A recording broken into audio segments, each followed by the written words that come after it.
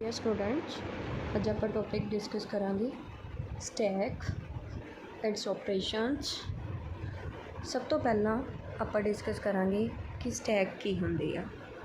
Stack की है साडे कोल, कहंदे स्टैक की है कि एक लीनियर डाटा स्ट्रक्चर है कि जिन्ना भी असीं इहदे विच डाटे नूं स्टोर करांगे वो किहदी फॉर्म दे विच होएगा, लीनियर फॉर्म दे विच। नैक्सट की है इहदे विच आपां किहड़ी प्रॉपर्टी नूं फॉलो करदे हां, लास्ट इन फस्ट आउट। कोई भी चीज़ है लास्ट ते आएगी पर आउट कदों होएगी, फस्ट दे उत्ते। तां इह किहड़ी प्रॉपर्टी नूं फॉलो करदा है, last in first out property. होर स्टैक दे बारे आपां ने की डिस्कस कीता सीगा पहलां कि स्टैक दे विच असीं की कर सकदे हां, जदों कुछ इंसर्ट करदे हां उहनूं असीं की बोलदे हां, पुश ऑपरेशन। जदों कुछ डिलीट करदे हां उहनूं असीं की बोलदे हां, पॉप ऑपरेशन। बट असीं कुछ भी इंसर्ट करना है, कुछ भी डिलीट करना है तो उन्होंने किस एंड तो करांगे, ओनली वन एंड, टॉप तो ही कुछ भी कर सकते हैं। कहते स्टैक की एक लीनियर डाटा स्ट्रक्चर है जिस दे विच असीं इंसर्ट कर सकते हैं, डिलीट कर सकते हैं only at one end which is called top तो। स्टैक नूं कहंदे किहड़ी प्रॉपर्टी फॉलो करती है, LIFO last in first out. जिवें कहंदे एग्जाम्पल है कि असीं प्लेट्स लित्तियां ने, प्लेटां नूं कहंदे असीं ऐड करना शुरू कर दांगे टॉप तो, ते रिमूव भी कित्थों करांगे उहनूं, टॉप तो। कहंदे first plate put on the stack will be the last to be remove. जिहड़ी चीज़ फस्ट ते पुट कीती है पर वो आउट कदों होगी, लास्ट ते। जिहड़ी लास्ट ते पुट कीती है तो वो रिमूव कदों होएगी, फस्ट ते। नैक्सट आ गया कि असीं स्टैक नूं मैमरी रिप्रजेंट किन्ने तरीक़े नाल करवा सकते हैं, दो तरीक़े नाल करवा सकते हैं, एरे दी फॉर्म दे विच जां फिर लिंक लिस्ट दी फॉर्म दे विच। सब तो पहला आ गया एरे दी रिप्रजेंटेशन। एरे आपां डिस्कस किया होया कि एरे की हुंदा है, होमोजीनियस डाटा एलीमेंट्स की हुंदी है। तो फिर इसकी भी कंडीशन है कि जदों भी तुसीं array the form they which stack नूं रिप्रजेंट करवाउणा है तो तुहाडा की है, डाटा जिहड़ा वो जरूरी है होमोजीनियस डाटा होवे, सेम टाइप का डाटा होवे।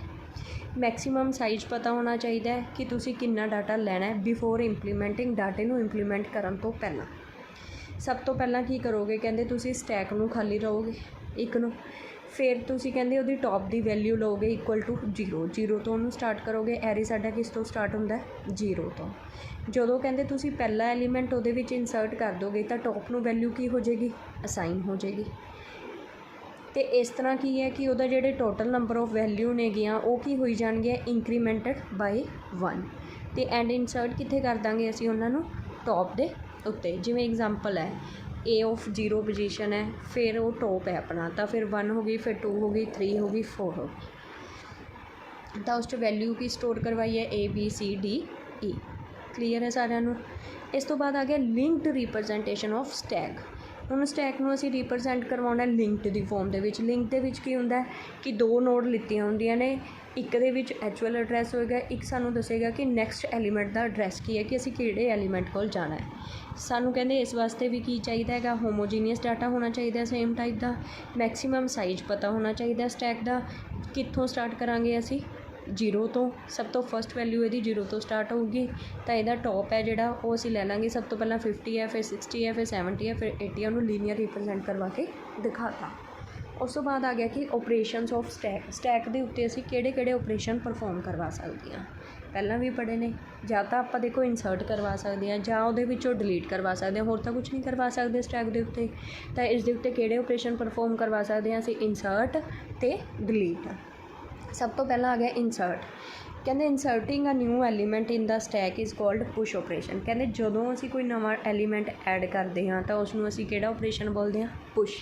जदों असीं कुछ डिलीट करते हैं उन्होंने असीं की बोलांगे, पॉप ऑपरेशन। कहते ये की करेगा, एक एक इंक्रीमेंट होंदा जाएगा, इंसर्ट होंदा जाएगा टॉप दे विच। ते कहते push operation always check whether there in space for inserting new element और not if there is space. It insert the element if there is not any space in stack to a new element. This condition is called overflow condition. कहते जे थोड़े stack के विच data जाने वास्ते कोई जगह नहीं हैगी तो ये सानू की मैसेज देगा कि ओवरफ्लो कंडीशन है। हुण आ गया अपना इन्हां दे एल्गोरिथम इंप्लीमेंट करने ने। एल्गोरिथम दे विच की है, हुण आपां ने पुश दा करना है तो उहदे अगे पुश लिखांगे, जे आपां पॉप करांगे तो उहदे अगे की लिखांगे, पॉप। हुण सब तो पहलां कर रहे हैं असीं पुश, तो सानू चार वेरिएबल चाहिए ने, एक ए एक टॉप वेरीएबल, एक मैक्स, एक डाटा। सब तो पहला असीं सैट किया कि top equal to max. Max का मतलब की है मैक्सीमम, कि साडी मैक्सीमम वैल्यू कितनी है, कि असीं 5 तक डाटा लैना है, 7 तक लैना है, 8 तक लैना है। फिर असीं प्रिंट एफ लाया कि stack is full overflow. Print F लाया कि असीं प्रिंट हो जाए सानू, जे साडी स्टैक भरी हुई है तो सानू लिखा होया आ जाए कि तुहाडी स्टैक की है, ओवरफ्लो है। सैट करता कि जो भी तुसी कुछ वैल्यू ऐड करो, पुश करो, तो टॉप की हो जाए +1 हो जाए। सब तो पहला 0 पोजीशन पर जाएगा, फिर वो प्लस हो जाएगा 1 ते, फिर 2 ते, फिर 3 ते, फिर 4 ते। फिर कहते टॉप साडा किहदे बराबर होगा, डाटा जिन्ना असीं स्टोर करवाना सी, ते असीं की कर जांगे, एग्जिट।